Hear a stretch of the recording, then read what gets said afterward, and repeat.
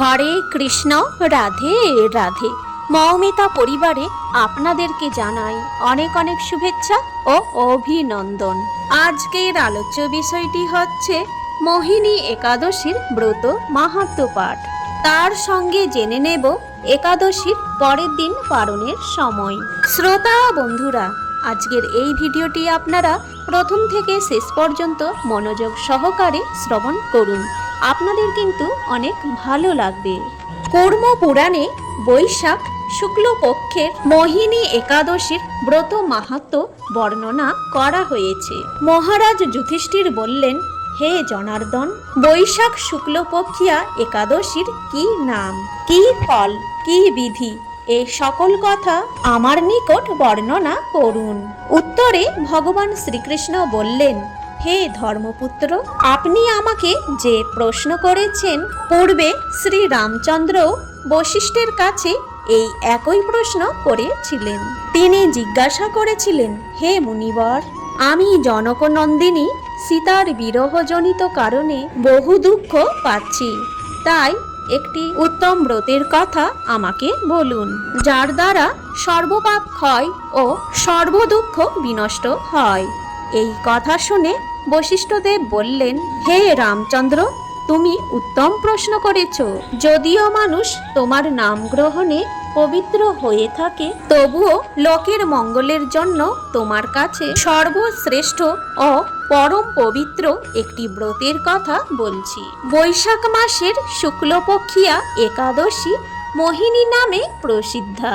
এই ব্রত প্রভাবে মানুষের সকল পাপ, দুঃখ ও মোহজাল অচিরেই বিনষ্ট হয়। তাই মানুষের উচিত সকল পাপ ক্ষয়কারী ও সর্বদুঃখ বিনাশী এই একাদশী ব্রত পালন করা।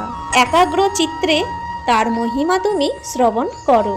এই কথা শ্রবণ মাত্রেই সমস্ত পাপ বিনষ্ট হয়। পবিত্র সরস্বতী নদীর তীরে ভদ্রাবতী নামে এক সুশোভনা নগরী ছিল। চন্দ্রবংশ জাত ধৃতিমান নামে এক রাজা সেখানে রাজত্ব করতেন। সেই নগরীতে এক ধনপাল নামে বৈশ্য বাস করতেন। তিনি ছিলেন পুণ্যকর্মা ও সমৃদ্ধিশীল ব্যক্তি। তিনি নলকূপ, জলাশয়, উদ্যান, মঠ ও গৃহ ইত্যাদি নির্মাণ করে দিতেন। তিনি ছিলেন বিষ্ণু ভক্তি পরায়ণ ও শান্ত প্রকৃতির মানুষ। সুমনা, দ্যুতিমান, মেধাবী, সুকৃতি ও ধৃষ্টবুদ্ধি নামে তার 5 জন পুত্র ছিল। পঞ্চম পুত্র ধৃষ্টবুদ্ধি ছিল অতি দুরাচারী। সে সর্বদা পাপকার্যে লিপ্ত থাকত। বড় স্ত্রীর সঙ্গী, বেশ্যা আসক্ত, লম্পট ও দ্রুত ক্রিয়া প্রভৃতি পাপে সে অত্যন্ত আসক্ত ছিল। দেবতা, ব্রাহ্মণ ও পিতামাতার সেবায় তার একেবারেই মতি ছিল না। সে অন্যায় কার্যে রত, দুষ্ট স্বভাব ও কীর্তিধন ক্ষয়কারক ছিল। সব সময় সে অভক্ষ ভক্ষণ ও সুরাপানে মত্ত থাকত। পিতা ধনপাল একদিন পথ চলছিলেন। হঠাৎ তিনি দেখতে পেলেন ধৃষ্টবুদ্ধি এক বেশ্যার গলায় হাত রেখে নিঃসংকোচে ঘুরে বেড়াচ্ছেন। তার নির্লজ্জ পুত্রকে এইভাবে চৌরাস্তায় ঘুরে বেড়াতে দেখে তিনি অত্যন্ত মর্মাহত হলেন। এই কুস্বভাব দর্শনে ক্রুদ্ধ হয়ে তিনি তাকে গৃহ থেকে বার করে দিলেন। তার আত্মীয় স্বজনও তাকে পরিত্যাগ করল। সে তখন নিজের অলঙ্কারাদি বিক্রি করে জীবন অতিবাহিত করত। কিছুদিন এইভাবে চলার পর অর্থাভাব দেখা দিল। ধনহীন দেখে সেই বেশ্যাগণও তাকে পরিত্যাগ করল। অন্ন বস্ত্রহীন ধৃষ্টবুদ্ধি ক্ষুধা তৃষ্ণায় অত্যন্ত কাতর হয়ে পড়ল।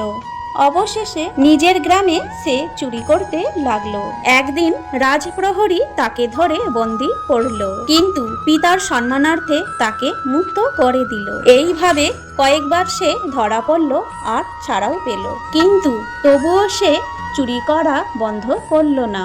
তখন রাজা তাকে কারাগারে বদ্ধ করে রাখলেন। বিচারে সে কষাঘাত দণ্ড ভোগ করল। কারাভোগের পর ধৃষ্টবুদ্ধি বনে প্রবেশ করল। সেখানে সে পশু পাখি বধ করে তাদের মাংস ভক্ষণ করে অতি দুঃখে পাপময় জীবনযাপন করতে লাগলো। দুষ্কর্মের ফলে কেউ কখনো সুখী হতে পারে না। তাই সেই দৃষ্টবুদ্ধি দিবারাত্রি দুঃখ শোকে জর্জরিত হলো। এভাবে অনেক দিন অতিবাহিত হলো। কোন পুণ্য ফলে সহসা একদিন সে কৌণ্ডিল্য ঋষির আশ্রমে সে উপস্থিত হলো। বৈশাখ মাসে ঋষিবর গঙ্গা স্নান করে আশ্রমের দিকে প্রত্যাবর্তন করছিলেন। শোকাকুল দৃষ্টবুদ্ধি তার সামনে উপস্থিত হলো।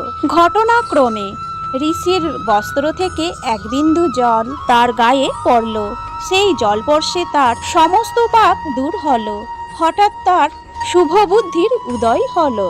ঋষির সামনে সে কীর্তাঞ্জলি পুটে প্রার্থনা করতে লাগলো, হে ঋষি শ্রেষ্ঠ, যে পুণ্য প্রভাবে আমি এই ভীষণ দুঃখ যন্ত্রণা থেকে মুক্তি লাভ করতে পারি তা কৃপা করে আমাকে বলুন।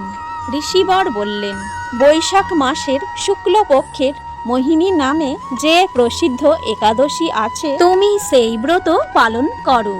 এই ব্রত ফলে মানুষের বহু জন্মার্জিত পর্বত পরিমাণ পাপরাশিও ক্ষয় হয়ে থাকে।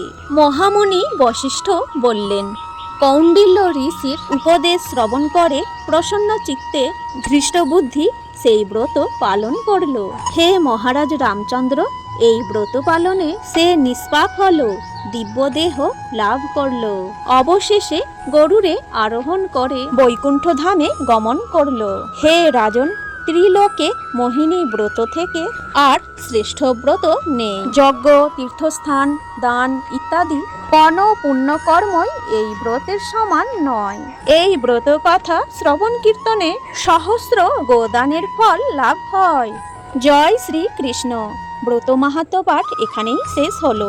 এইবারে জেনে নেওয়া যাক একাদশীর পরের দিন পালনের সময়। একাদশীর পরের দিন সকাল 5টা 6 থেকে 9টা 23-এর মধ্যে। জয় শ্রী কৃষ্ণ। আজকের এই ভিডিওটি এখানেই শেষ হলো। সকলেই ভালো থাকবেন, সুস্থ থাকবেন।